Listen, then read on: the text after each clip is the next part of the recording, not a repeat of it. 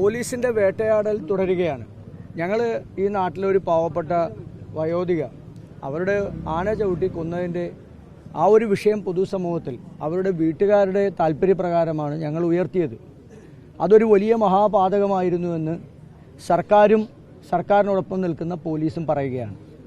ഞങ്ങൾ ആ പ്രതിഷേധം നടത്തിയതിൻ്റെ പേരിലാണ് ആ കുടുംബത്തിന് ധനസഹായം ലഭിച്ചത്. അവിടെ ഫെൻസിങ് ഇടാനും അതുപോലെ തന്നെ അവിടെ പെട്രോളിംഗ് ശക്തമാക്കാനുമുള്ള നടപടികൾ സ്വീകരിച്ചത്. ഈ പാവപ്പെട്ടവരുടെ ദുരിതം കാണാൻ ഈ പ്രതിഷേധം കൊണ്ട് മാത്രമേ സാധിക്കുകയുള്ളൂ എന്ന് വന്നാൽ ഇത് ജനാധിപത്യ കേരളമല്ലേ? ഇവിടെ ഒരു സർക്കാരുണ്ടോ? അപ്പോൾ സർക്കാർ ഇന്ന് കേരളത്തിലൊരു ദുരന്തമായി ഇത് പ്രഖ്യാപിച്ചിരിക്കുകയാണ്.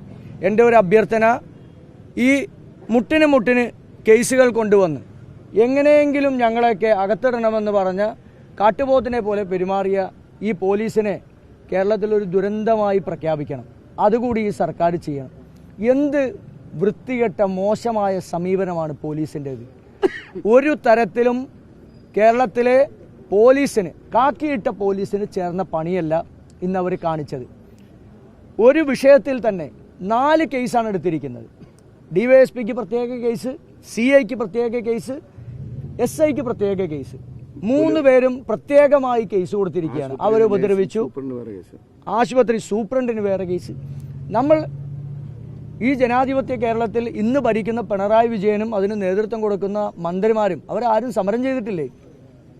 ഇതുപോലെ കേസെടുത്ത് ഈ പ്രതിഷേധ സ്വരങ്ങളെ ഇല്ലായ്മ ചെയ്യാമെന്നുള്ള ബോധപൂർവമായിട്ടുള്ള സമീപനമാണ് മുഖ്യമന്ത്രിയുടെ ഓഫീസ് കേന്ദ്രീകരിച്ച ഉപജാപക സംഘങ്ങളും നടത്തിക്കൊണ്ടിരിക്കുന്നത്.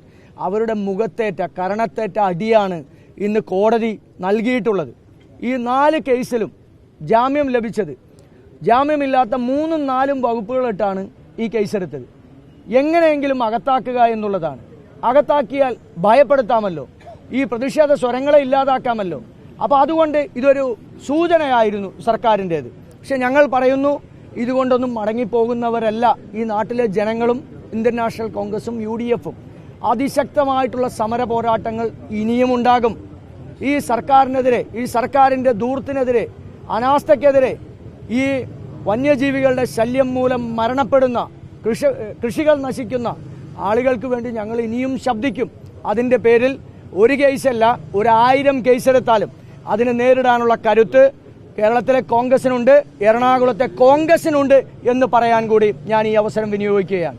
അപ്പോൾ അതുകൊണ്ട് കേസെടുത്തും കാക്കി അണിഞ്ഞ പോലീസുകാരെ അണിനിരത്തിയും ലാത്തി കാണിച്ചും ജയിൽ കാണിച്ചൊന്നും ഞങ്ങൾ ആരെയും ഭയപ്പെടുത്താമെന്ന് കരുതണ്ട. ഞങ്ങളുടെ അവസാനത്തെ അത്താണി ഈ നീതിപീഠമാണ്. ഈ നീതിപീഠത്തിൽ നിന്ന് ഈ രാജ്യത്തെ ജനങ്ങൾ ആഗ്രഹിക്കുന്ന, അവർക്ക് ബോധപൂർവമല്ലാത്ത രീതിയിൽ പെരുമാറുന്ന പോലീസിനെതിരായി അവരെ നിലക്ക് നിർത്താൻ കഴിയുന്ന വിധികൾ ഉണ്ടാകും എന്ന് എപ്പോഴും ഓർമ്മിപ്പിച്ചുകൊണ്ടിരിക്കും. അതാണ് ഇന്ന് കോടതിയും ചെയ്തത്. ഈ സമരവുമായി ബന്ധപ്പെട്ട് ഇവിടെ എത്തിച്ചേർന്ന മുഴുവൻ കോൺഗ്രസിൻ്റെയും UDFിൻ്റെയും മാത്രമല്ല, ഈ നാട്ടിലെ ജനങ്ങളുണ്ടാവും, ദുരിതപൂർണമായ ജീവിതം നയിക്കുന്ന ഈ നാട്ടിലെ പാവപ്പെട്ടവരുണ്ട്. അവർ കൂടി ഈ സമരത്തിൻ്റെ ഭാഗമായിരുന്നു. അവരും നിങ്ങളെപ്പോലുള്ള മാധ്യമ പ്രവർത്തകരും നൽകിയ വലിയ പിന്തുണയുണ്ട്. ആ പിന്തുണയ്ക്ക് എല്ലാവിധ നന്ദിയും രേഖപ്പെടുത്തും. നാളെ പോലീസ് സ്റ്റേഷനിൽ ഹാജരാവണമെന്ന് പറഞ്ഞിട്ടുണ്ട്. ഞങ്ങൾ ഹാജരാകും. നിയമവിധേയമായിട്ടുള്ള കാര്യങ്ങൾക്ക് എല്ലാ സഹകരണവും ഞങ്ങളുടെ ഭാഗത്തു നിന്നുണ്ടാകും. ഞാനും ശ്രീ മാത്യു കുഴൽനാടനും നാളെ വൈകുന്നേരം ഹാജരാകും.